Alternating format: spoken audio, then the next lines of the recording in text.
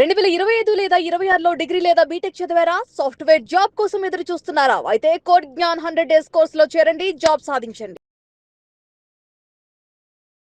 నమస్కారం నంది రామేశ్వరరావు గారు. నమస్తే అమ్మా.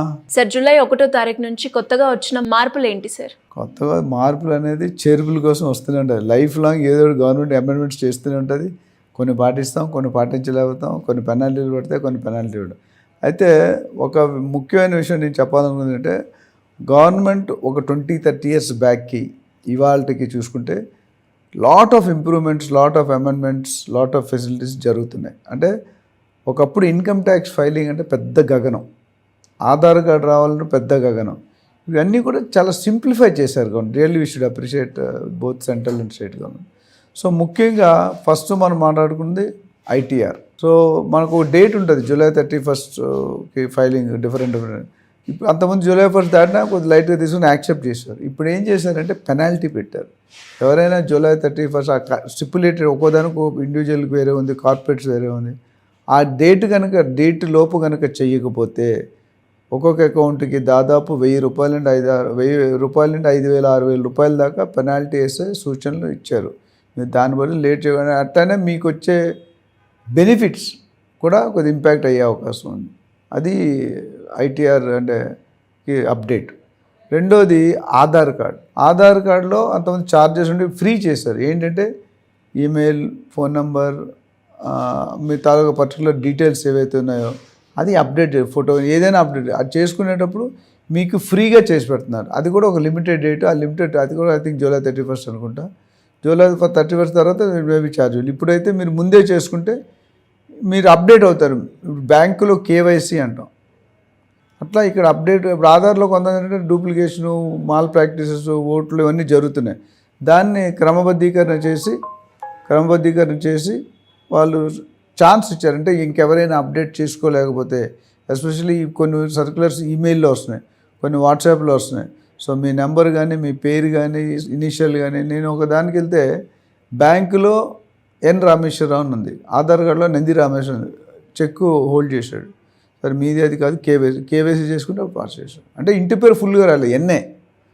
అట్లాగా చాలామంది పనులు ఆగిపోతున్నాయి. ఆధార్ కార్డు యాక్సెప్ట్ చేయట్లేదు. ఇప్పుడు అడ్రస్ ప్రూఫ్గా పెడతాం, డ్రైవింగ్ లైసెన్స్ ఒకటి, పాన్ కార్డులో ఒకటి, ఆధార్లో ఒకటి ఉంటే it's not valid.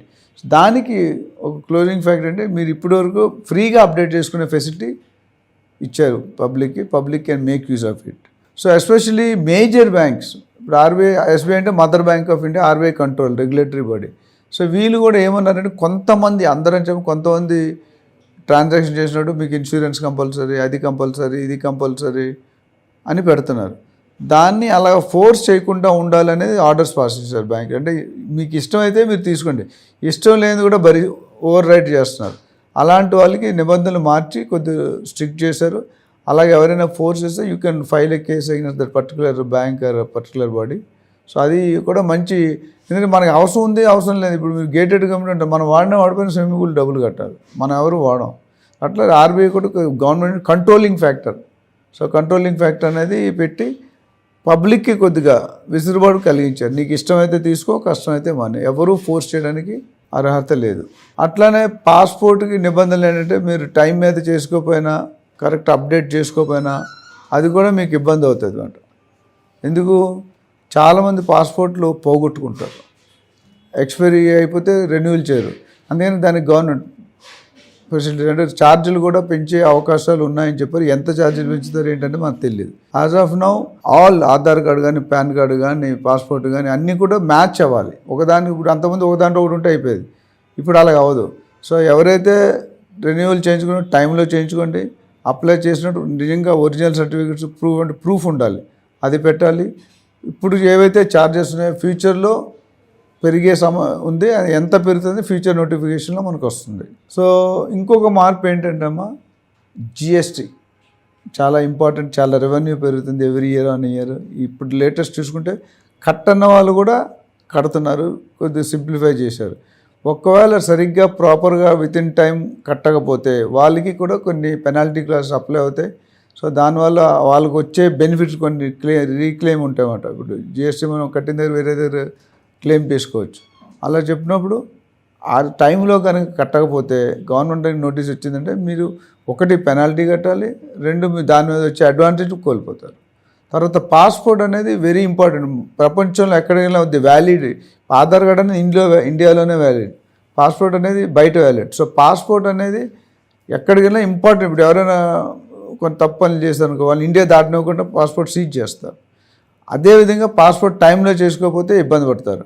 So passport charges ఇప్పుడు ఏవైతే తత్కాల్ కానీ లేకపోతే ప్రీమియం కానీ అట్లా ఉన్నాయి, ప్రీమియం తత్కాల్ కానీ లేదా నార్మల్ మోడ్ కానీ లేదా ఎక్స్పైరీ, వాళ్ళకి ఛార్జీలు పెంచారు. ఎంత పెంచారని మనకు ఫ్యూచర్లో క్లారిటీ వస్తుంది. సో ఇవన్నీ కూడా Aadhaar card, passport, GST, pan card ఇవన్నీ కూడా అందరూ లేటెస్ట్గా ఈమెయిల్, ఫోన్ నెంబర్కి లింక్ చేసుకుంటే మీ ఫ్యూచర్లో బాగుంటుంది.